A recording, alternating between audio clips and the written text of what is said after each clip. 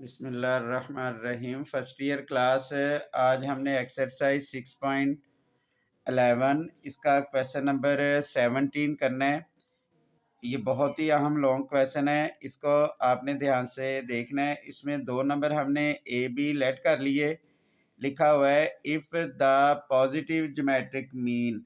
अब क्वेश्चन में पॉजिटिव जो ज्योमेट्रिक मीन है, पॉजिटिव ज्योमेट्रिक मीन ये square root of A B इसके बराबर होगा।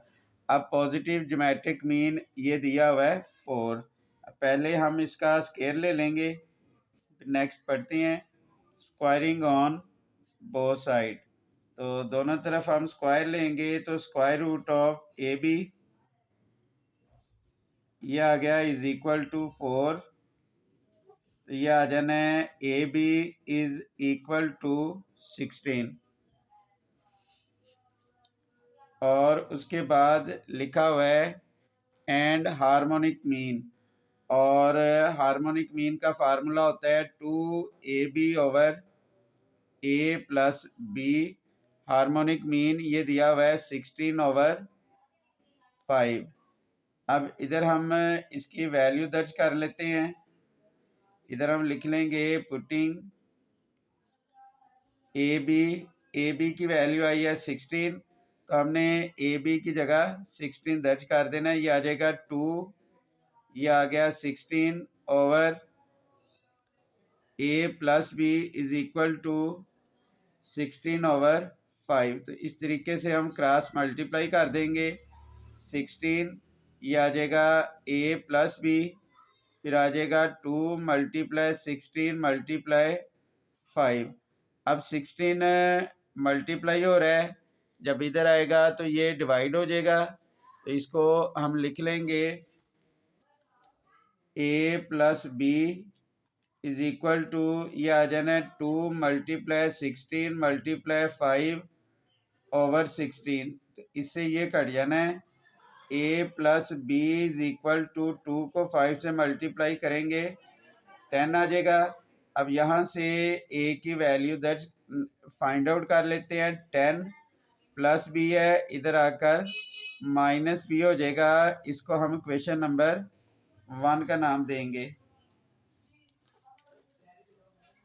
इधर हम ए की जगह ए की वैल्यू दर्ज कर देंगे। हम लिखेंगे putting A is equal to 10 minus B.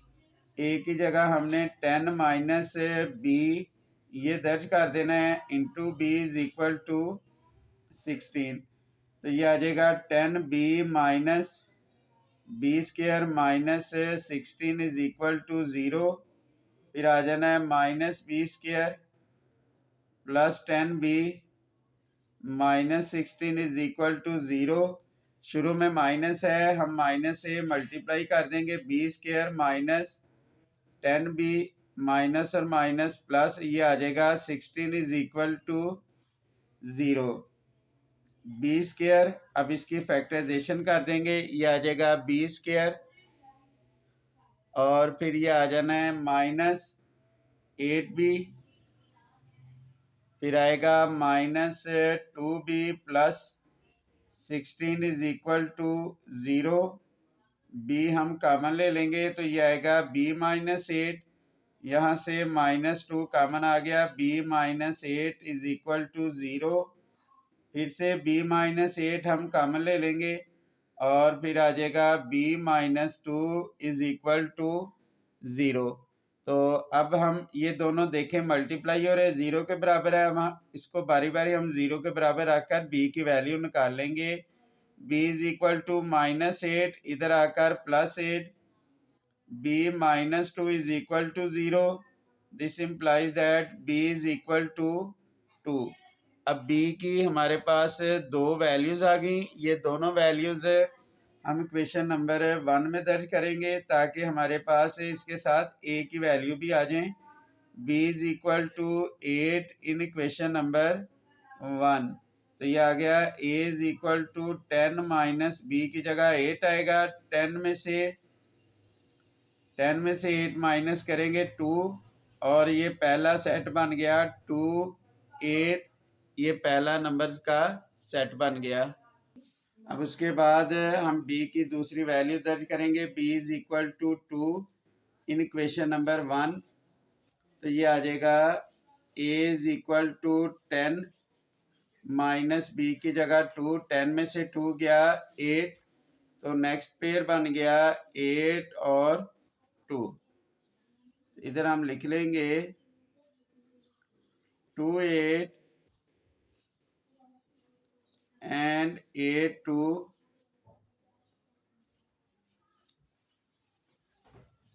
is our required numbers। इसके बाद हम क्वेश्चन नंबर 18 करेंगे। क्वेश्चन नंबर 18 में लिखा है if the number 1/2, 4/21 and 1/36 are subtracted from 3 consecutive terms of geometric progression। ये हमने geometric progression के 3 नंबर लेट कर लिए। कहा हुआ है कि पहले नंबर में से 1/2 माइनस करना है, दूसरे नंबर में से 4/21 माइनस करना है और तीसरे नंबर में से a माइनस 1/36 माइनस करना है। वो जो नंबर होगा वो एज p में कन्वर्ट हो जाएगा। Find the number if their product is 1/27। अब 1/27 कहा हुआ है इसका प्रोडक्ट है, यानी a/r मल्टीप्लाई a r, तो ये है 1/27। तो ये r से r कट जाना है, फिर ये आ जाएगा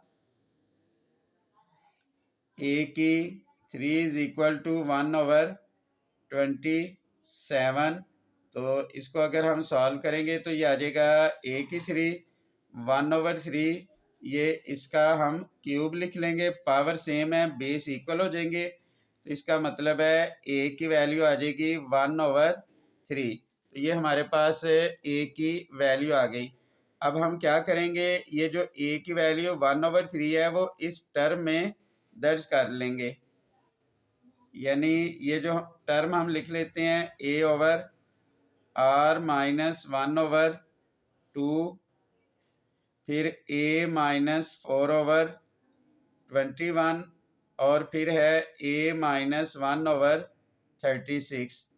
ये है एच पी में। अब इधर हम क्या करेंगे, a की जगह 1/3 हम दर्ज कर देंगे, तो a की जगह आएगा 1/3, इधर आ जाएगा r माइनस 1/2, फिर आ जाएगा 1/3 माइनस 4/21, फिर a की जगह 1/3 माइनस 1/36, ये आ गया इन एच पी। 3r और 2, यानी 3 और 2 का एलसीएम 6 आएगा और साथ ये r है, तो ये 6r बन गया। 6r को 3r पे डिवाइड करेंगे 2 1s are 2, 6 को 2 पे डिवाइड करेंगे 3, साथ r भी है यानी 3r हो जाएगा। 3r को 1 से मल्टीप्लाई करेंगे 3r, फिर 21 एलसीएम आएगा, 21 को 3 पे डिवाइड करेंगे 7 माइनस ये आ जाएगा 4 और यहाँ एलसीएम आ जाएगा 36। 36 को यहाँ ये a r आना था, यानी यहाँ भी r आएगा, तो 36 एलसीएम आ गया। 36 को 3 पे डिवाइड करेंगे 12, 12 1s are 12r माइनस 1, ये आ गया इन हार्मोनिक प्रोग्रेशन। अब इसका हम रेसिप्रोकल ले लेंगे, तो इसका जब हम रेसिप्रोकल लेंगे तो ये बन गया 6r ओवर 2 माइनस 3r, ये आ जाएगा 7 में से 4 गया 3, 3/21, तो ये इधर आएगा, रेसिप्रोकल ले लेंगे 21/3 और ये आ जाएगा 36/12r माइनस 1। जब हमने इसका रेसिप्रोकल लेना है तो ये जो रकम होगी ये अरिथमेटिक में कन्वर्ट हो जाएगी। तो अब इसको हम लिख लेंगे 6r ओवर 2 माइनस 3r, 21 को 3 पे डिवाइड करेंगे 7 और फिर ये आ जाएगा 36/12r माइनस 1, ये रकम आ गई इन अरिथमेटिक प्रोग्रेशन। हमने पढ़ा हुआ है सिंस अरिथमेटिक प्रोग्रेशन में जो मिडल वैल्यू होती है वो इनके कार्नर वैल्यू का मीन होती है, यानी आपने इन दोनों को प्लस करके 2 पे डिवाइड कर देना है, यानी 6r/2 - 3r प्लस ये आ जाएगा 36/12r - 1/2। ये 2 डिवाइड हो रहा है, इधर आकर मल्टीप्लाई हुआ 14। अब इसका हम एलसीएम ले लेंगे, इसका एलसीएम आ जाएगा 2 - 3r और 12r - 1।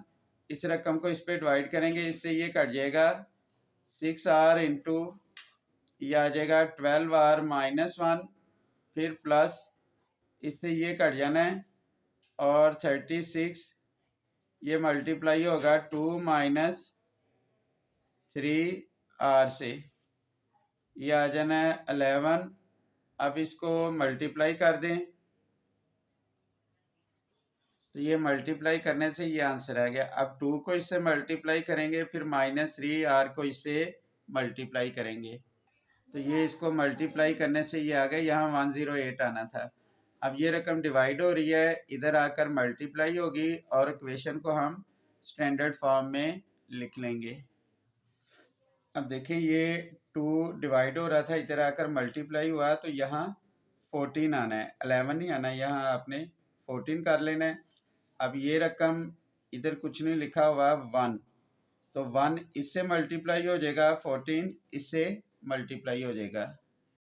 तो ये देखिए ये हमने क्रॉस मल्टीप्लाई कर लिया, 1 को इस सारी रकम से मल्टीप्लाई किया, ये आ जाएगा। फिर 14 को सारी रकम से मल्टीप्लाई करना है, ये आ जाना है। फिर ये माइनस है, इधर आकर प्लस हो जाएगा। फिर ये वाली रकम लिख ली, ये प्लस है, इधर आकर माइनस हो जाएगा। फिर प्लस 72, ये माइनस है, इधर आकर प्लस। ये रकम हमारे पास आ गई। वहाँ से फिर हमने 4 कॉमन लिया, जब 4 कॉमन लेंगे ये रकम आ जाएगी। 4 मल्टीप्लाई हो रहा है, 0 से डिवाइड होके ख़त्म हो गया, तो ये हमारे पास क्वाड्रेटिक इक्वेशन आ जाएगी।